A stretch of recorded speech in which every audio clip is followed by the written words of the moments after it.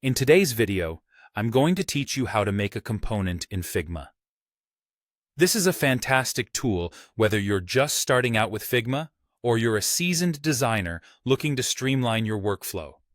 Let's dive in and make the most of Figma's features to enhance your design process. First things first, open up your web browser and search for Figma on your search engine of choice. Once you reach the Figma website, it's time to log in. You can do this by entering your email and password if you already have an account. If not, you might need to take a moment to sign up and verify your email. Logging in is straightforward and will bring you to the dashboard where you can access your projects. Once you're logged in, you'll want to open an existing design you've been working on, or you can start fresh with a new design. This flexibility makes Figma a great tool for both ongoing work and new projects. When you're ready, bring your focus to the design you plan on turning into a reusable component. This could be anything from a simple button to a more complex navigation bar or icon. The beauty of Figma is in its versatility, allowing you to work on single layers or a compilation of multiple layers to suit your design needs.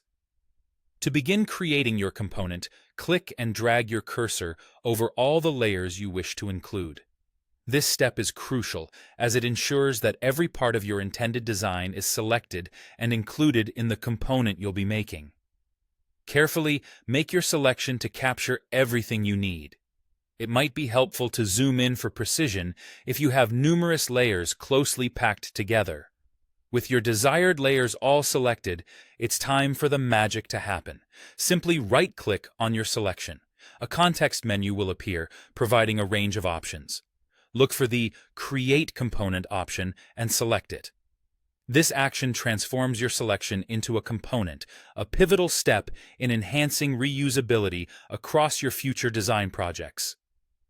By doing this, you'll be laying the groundwork for consistency in your designs, ensuring that any future tweaks you make to your component are automatically updated wherever that component is used. And there you have it. You've just created a component in Figma. This new component can now be reused across your project, saving you time and effort by maintaining consistency. Don't forget, the more you use components, the more efficient your design process will become, allowing you to focus on creativity rather than redundancy. That wraps up today's tutorial on creating components in Figma. I hope you found this guide helpful and feel inspired to integrate components into your workflow to make designing smoother and more efficient. Happy designing!